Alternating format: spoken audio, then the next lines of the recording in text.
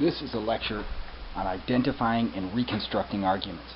What we really want to do is evaluate arguments, but before that we have to be able to spot them and put them into a form that we can evaluate.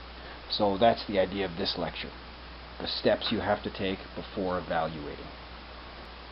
Really, there are two methods for identifying an argument in either a written or a spoken passage. One is to think about what is evidence for what. Try and figure out what the author or the speaker is trying to convince you of. If you can do that, then you've probably found the conclusion of an argument. Then finding the premises is just figuring out why the author thinks you should accept that conclusion. I think that's the best method for reasons I'll give in a little bit, but if that method fails, the second method for identifying arguments involves looking for indicator words. The supplemental reading that you did lists a few of the indicator words, and you can find others online or all over the place. But just for a few examples, since and because are premise indicator words, and hence and therefore are conclusion indicator words. Let's go through some examples. I promised you a reason for thinking that the first method of identifying arguments was better than relying on indicator words. So here it is. Indicator words are ambiguous. Because has more than one meaning. It can tell you why something happened, and it can also tell you why you ought to believe something. Think about this. He fell because he tripped. If somebody says that to you, he fell because he tripped, are they trying to convince you of the fact that somebody fell by relying on the fact that he tripped? Or are they just trying to explain why he fell? In most cases, they're probably just trying to explain why he fell. You might be able to come up with context in which this is an argument. Suppose that you didn't know this person we're talking about fell down, and I'm trying to convince you that he did fall down. Maybe we both saw him trip, and I saw him fall, but you didn't. Then I might try and convince you that he fell. You might say, oh no, Bob, he's really coordinated, he never falls down. And I say, well, he tripped, so he probably fell. In context like that, this could be an argument. Think about this one. He tripped because he fell. Could this be an explanation? Could I be using because here as an explanation, or is this probably an argument? Usually you can't explain why somebody tripped because of what happened afterwards. This probably isn't an explanation, it's probably an argument. The price has fallen since the company insiders sold their stake. Since is ambiguous in just the same way. Since can be used in explanations that tell you why something happened, but they can also be used in arguments to tell you why you ought to believe something. If when I say the price has fallen since the company insiders sold their stake, I'm trying to convince you that the price has fallen, then I'm giving you an argument. If I'm just trying to tell you why the price has fallen, then I'm giving you an explanation. So the since then isn't functioning as a premise indicator if this is just an explanation. Notice that since is ambiguous in another way still. Since can be used to talk about the passage of time. So I might just be saying how long the price has fallen. The price has fallen ever since the company insiders sold their stake. If I'm merely telling you how long the price has fallen, then I'm not using since as a premise indicator at all. So let me remind you of the point here. The point is that we cannot automatically see because and say, oh, there's a premise coming up. We can't automatically see the word since and say, oh, here comes a premise, because sometimes because and since function in explanations, or they function in just mere statements of fact about the passing of time. He couldn't get a loan since he'd had a short sale within the last 7 years. This is ambiguous in the same way. It could be an explanation. It could be an argument. It could just be about the passage of time. Alan won't reveal a third year of tax information. He must be hiding something shady. There are really no indicator words here at all, so we just have to think about the relationship of evidence. And the fact that Alan's hiding something shady isn't really evidence that he won't reveal a specific year of tax information. But you might think that if somebody won't reveal a third year of tax information, that they're hiding something shady. So for example 1, the first sentence is the premise and the second sentence is the conclusion. Consider this one. Barb is not an American citizen since she has not revealed a third birth certificate. There is a premise indicator here. The word since suggests that she has not revealed a third birth certificate is evidence that she's not an American citizen. Maybe it's not very good evidence, but if this is an argument at all, then the second sentence is definitely being offered as evidence for the first one. Charlie believes that the state should intervene in cases of market failure. Thus, since all adherents of government intervention are socialists, Charlie is a socialist. This one has a thus since in it, which is kind of tricky. The conclusion here doesn't immediately follow the thus. The commas give that away. The conclusion here is Charlie is a socialist. The interruption with the clause that begins with since gives us a premise. Now notice that thus usually indicates that a conclusion follows and that a premise comes before it. And this example is no exception to that rule. A premise does come before the thus. Charlie believes that the state should intervene in cases of market failure is a premise here. That's all I have to say about identifying arguments. Let's talk about reconstructing them. Sometimes people that give arguments don't give it in a form that's easy to evaluate. So it would be nice if we had a form that we could put arguments into that would make it easy to evaluate them. This form is as good as any. Call it standard form, where you list the premises of an argument above a line and the conclusion below a line.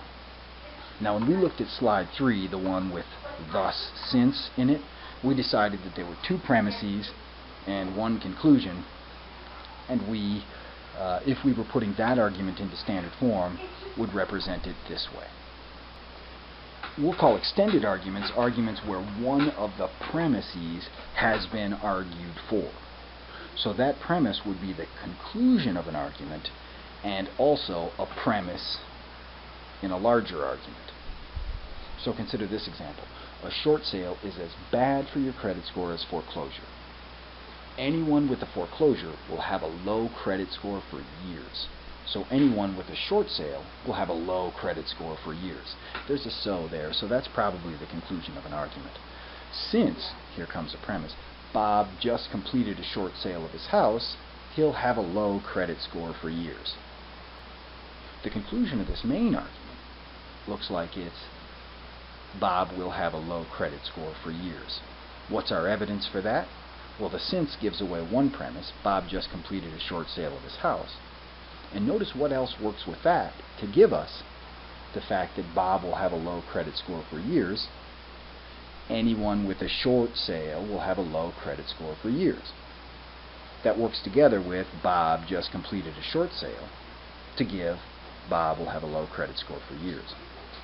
So that sentence, anyone with a short sale, is both the conclusion of an argument, whose premises are the first 2 sentences of this example, and that sentence, anyone with a short sale will have a low credit score for years, is the premise in the main argument for the conclusion that Bob will have a low credit score for years.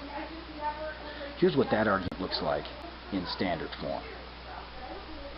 Just as I promised to you, sentence 3 is the conclusion of an argument with 1 and 2 as premises, and it's the premise in an argument with 5 as a conclusion. So sometimes when people give arguments, they don't list all of the premises. Sometimes the premises are too obvious to state, or sometimes the premises aren't even known to the person giving the argument. So when we're evaluating the argument, we want to evaluate the whole thing, so we should fill in the missing pieces. So how do we fill in the missing pieces of arguments? Is it just a guessing game? Let's talk briefly about evaluating arguments. We'll come back to reconstructing them. There are really just 2 flaws that an argument can have. An argument can have a false premise, or it can have bad form. Here are examples of each. All reptiles are green. Bernie Madoff is a reptile, so Bernie Madoff is green. It's not true that all reptiles are green, so you should not believe that Bernie Madoff is green on the basis of this argument. There is something nice about the argument, though. If the premises were to be true, then the conclusion would have to be true. If it were true that all reptiles are green, and it were true that Bernie Madoff was a reptile, then it would have to be true that Bernie Madoff is green. So while you shouldn't accept the conclusion on the basis of this argument does have nice form. It suffers the first flaw. It has a false premise. Look at the second argument. Iraq borders Syria, so The Hague is in the Netherlands. While it is true that Iraq borders Syria, even so, that provides no evidence at all for the conclusion. This argument does not have the first flaw. It does not have any false premises, but it does have bad form. I should note that the bad form is not because it doesn't have enough premises. There can be arguments with good form that have only one premise. This just happens not to be one of them. Here's why these are the only two flaws that an argument can have. If the premises of the argument are all true, then it doesn't have the first flaw. And if the argument has good form, that is, if the premises were true, that would be good evidence for the conclusion. Putting those two things together means that the premises of the argument that has neither of these two flaws provides good evidence for the conclusion. Now we'll use this information in reconstructing arguments, specifically in adding premises to arguments that are missing them. There are two principles that we should follow when we're filling in gaps in arguments. We should follow the principle of charity. That is, we have to make the argument as good as possible. We have to give the argument good form if we can, and we have to add true premises if we can. Remember, those are the two things that make an argument good. Principle 2, faithfulness. You should try to present the argument that the author wanted to give. So, here's a problem. Sometimes reconstructing the best argument possible and trying to adhere to the author's intentions are inconsistent.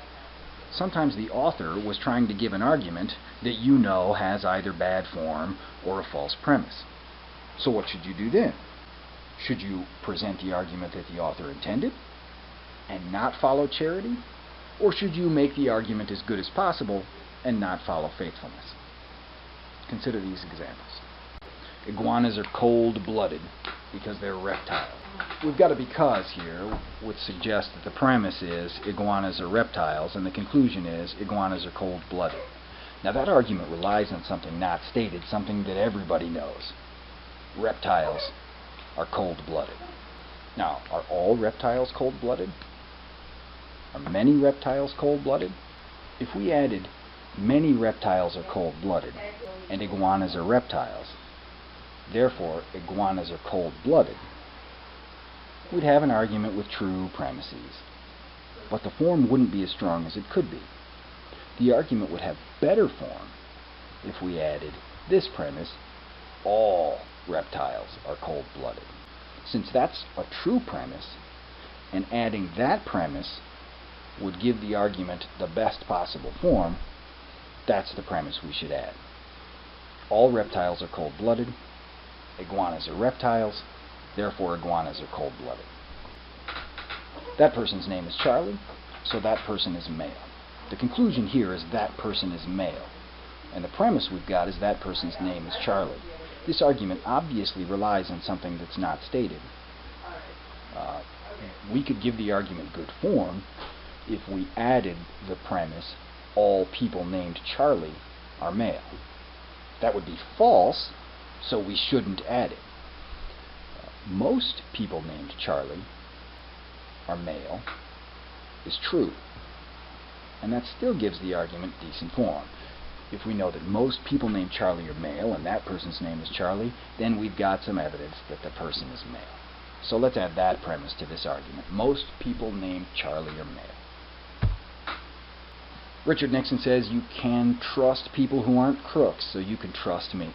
The conclusion of Nixon's argument here would be you can trust me. The premise, you can trust people who aren't crooks. Now this is relying on a premise that's not stated, that Nixon is not a crook. Now, we know that to be false, but we also know that Nixon intended for us to think it was true.